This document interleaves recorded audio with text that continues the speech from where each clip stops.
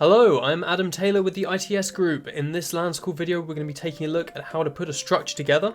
We've assumed that we've pushed out all of our clients and consoles and the system is working. We are now going to start moving people into specific groups so that the right teachers can see the right students at the right times. In order to do that, we want to grab our LanSchool Tech console.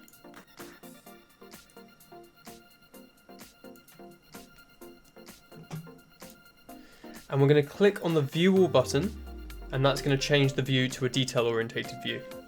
Now we can see here all of the clients that we have currently installed. The Tech console is on channel 0, it can't see itself.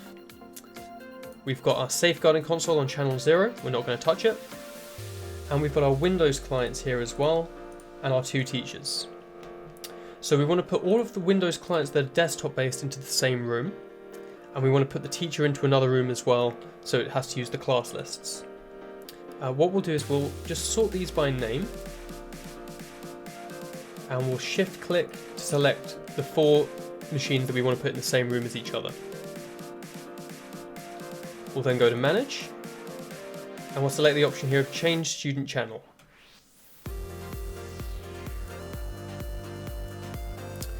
So the channel number I'm going to use for this is 1111. It's far away enough from the default. Channel number is a 4-digit number, and then each character should represent something within your school. So for example, the number 1 could be campus 1, the 2nd digit could be the building, the 3rd digit could be the floor, and the 4th digit could be the room number. So this would be campus 1, building 1, floor 1, room 1. Press OK.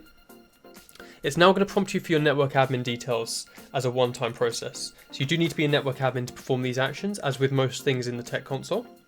So I'm just going to put in the domain admin details.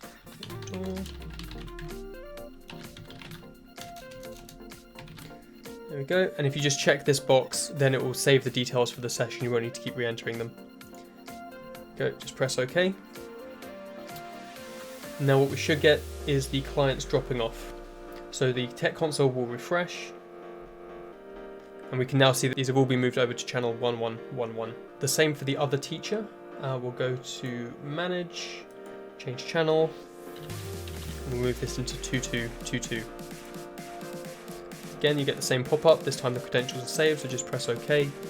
It takes about 5 seconds to do a proper refresh, and then we should see that channel number update. Done. There we go. So what do we have now? We have a teacher that can see 3 students because they're all on the same channel. We can see a teacher that can see no students because it's on its own channel. We have the mysterious Android device on channel 3333, so it's outside, it's not being viewed by anyone except the eSafety console and the Tech. So we'll hit view all, nothing should have changed here. And indeed, Tech console can still continue to see everyone. But if we take a look at the teachers, Teacher 1 can still see the same 3 students because they're in the same channel number. The other teacher has lost them. And if we hit F5 and do a quick refresh, they're now gone.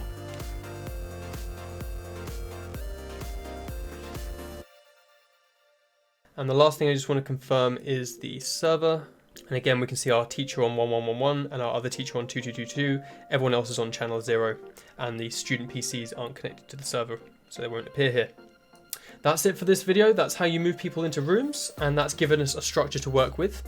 In the next video, we'll be looking at one of the other features of the safeguarding console, which is importing the keyword list, setting up the automated keyword alerts and the automated screenshot function as well.